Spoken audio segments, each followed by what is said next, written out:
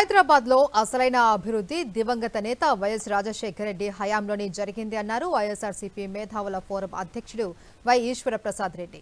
PV expressway, Shamshabad అంతర్జాతీయ airport, outer ring road ఇలా అనేక అభివృద్ధి కార్యక్రమాలను వైఎస్ఆర్ పూర్తి చేయడం వల్లే హైదరాబాద్ ఇమేజ్ పెరిగింది అన్నారు. చంద్రబాబు మాట్లాడితే చాలు తానే హైదరాబాద్ను అభివృద్ధి చేశాను అని గొప్పలు చెప్పుకుంటూ ఉన్నారని విమర్శించారు. చంద్రబాబు తరచూ చెప్పే సంపద సృష్టి అంటే తనకు కావాల్సిన వాళ్లకు దోచిపెట్టడమని అన్నారు వై ఈశ్వర్ ప్రసాద్ రెడ్డి. చంద్రబాబు నాయుడు గారు అంటే హైదరాబాద్ నేను డెవలప్ చేస్తానని సొంత డబ్బా కొట్టుకుంటూ అంటారు. కానీ హైదరాబాద్ రియల్గా డెవలప్ అయింది చంద్రబాబు నాయుడు హయాంలో కాదు. డాక్టర్ వైఎస్ రాజశేఖర రెడ్డి ముఖ్యమంత్రిగా ప్రమాణ స్వీకారం చేసిన తర్వాత 2004-2009లో అభివృద్ధి జరిగింది ఆయన టైంలోనే.